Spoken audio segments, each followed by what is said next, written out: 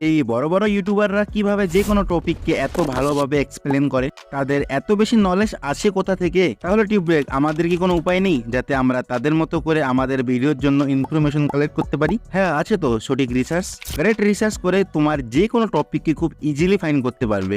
I know তোমরা এখন ভাবছো যে কোনো টপিকের জন্য তো নলেজ থাকা দরকার, বাট এমন কিছু না।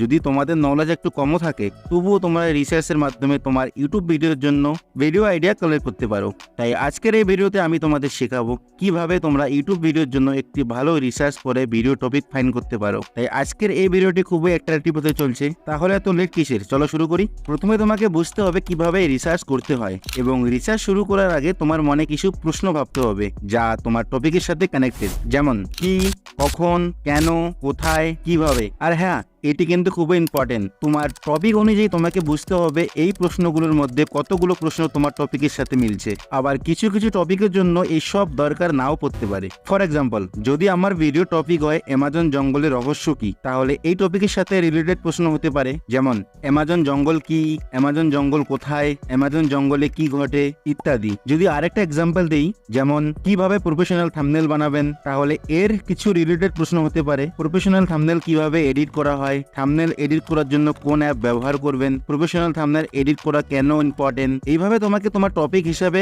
এমন কিছু প্রশ্ন তৈরি করতে হবে। যে পদ্ধতি আমি তোমাকে দেখিয়েছি সেই পদ্ধতিতে তুমি যদি রিসার্চ করো, তাহলে তোমার টপিক সম্পর্কে আরো কিছু বিস্তারিত তথ্য কালেক্ট করতে পারবে। প্রশ্নগুলো তৈরি করার পর তোমার কাজ হলো সেই প্রশ্নগুলোর উত্তর খোঁজা। এইভাবে ধীরে ধীরে তুমি তোমার টপিকের সাথে রিলেটেড তথ্য সংগ্রহ করতে পারবে। যদি তুমি এই ফর্মুলাটা সঠিকভাবে ব্যবহার করো, তাহলে তোমার টপিকের সাথে রিলেটেড তথ্য সংগ্রহ করতে কোনো সমস্যা হবে না। তোমার কোনো চিন্তা করার প্রয়োজন নেই। এখন আমি তোমাকে 3টি মেথড বলবো, যেগুলি দিয়ে তুমি তোমার ভিডিওর জন্য সঠিকভাবে রিসার্চ করতে পারবে। Method number 1, chat GPT. হ্যাঁ, তুমি চ্যাট জিপিটির সাহায্যে তোমার ভিডিও রিলেটেড তথ্য সংগ্রহ করতে পারো। এর জন্য প্রথমে তোমাকে চ্যাট জিপিটির ওয়েবসাইটে যেতে হবে। তারপর তোমাকে এখানে তোমার টপিক লিখতে হবে যার সাথে সম্পর্কিত তুমি গবেষণা করতে চাও। ফর এক্সাম্পল, অ্যামাজন বনের রহস্য কি, তাহলে তুমি এখানে টাইপ করবে what is the mystery of Amazon forest. তারপর কিছু স্পেস ছেড়ে দিয়ে এখানে টাইপ করো right viral Bengali script for this topic, এবং তুমি চাইলে বাংলাতেও লিখতে পারো যে এই টপিকের উপর। তারপর দেখো চ্যাট জিপিটি তোমাকে খুব সুন্দর স্ক্রিপ্ট লিখে দেবে। বাট একটা কথা মনে রাখবে,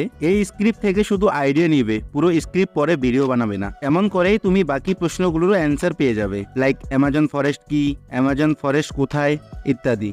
এখন আসি মেথড নাম্বার 2, গুগল বাবা। সত্যি এর সাহায্যে তুমি তোমার ভিডিওর জন্য তথ্য সংগ্রহ করতে পারো। আবার সেই একই টপিক সার্চ করে দাও, যেমন what is the mystery of Amazon forest Bangla, এরপর সার্চ করে দাও। তারপর দেখো তোমার সামনে অনেক সাইট আসবে, যেগুলি দিয়ে তুমি তোমার টপিক সম্পর্কিত যে কোনো তথ্য নিতে পারো, এবং তুমি চাইলে উইকিপিডিয়ার সাহায্যও নিতে পারো। যেমন আমি এখানে ক্লিক করি, তুমি দেখতে পারো এখানে অ্যামাজন ফরেস্ট সম্পর্কে অনেক বিস্তারিতভাবে বলা হয়েছে। এর পাশাপাশি তোমার আরো অনেক সাইট পাবে যেখানে তুমি আর্টিকেল পড়তে পারো। এরপর তুমি চাইলে এখানে ছবিও দেখতে পারো, যেমন আমি এখানে অ্যামাজন ফরেস্ট সম্পর্কিত অনেক ছবি পেয়েছি যা আমাকে তথ্য বুঝতে সাহায্য করেছে, এবং তুমি এই ছবিগুলি তোমার ভিডিও এডিটিং এর জন্য ব্যবহার করতে পারো। এরপর যদি তুমি তোমার টপিকের গভীরে আরো যেতে চাও, তাহলে তুমি নিউজ সেকশন চেক আউট করতে পারো, যা তোমাকে অনেক হেল্প করবে। এখন তুমি এখানে একটি কাজও করতে পারো, তোমার টপিক সম্পর্কিত প্রশ্নও করতে পারো। যেমন আমি এখানে টাইপ করি অ্যামাজন ফরেস্ট কোথায়, তুমি দেখতে পারো যে এটি আমার প্রশ্নের উত্তর দিয়েছে। এছাড়াও নিচে তোমার টপিক সম্পর্কিত আরো প্রশ্ন দেখতে পাবে। এতে করে তোমার অনেক পরিশ্রম কমে যাবে।